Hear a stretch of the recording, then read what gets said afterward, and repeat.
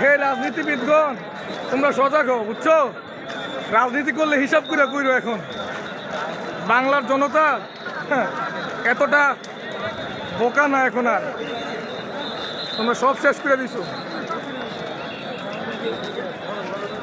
আইসো, খুব সাবধানী আইসো।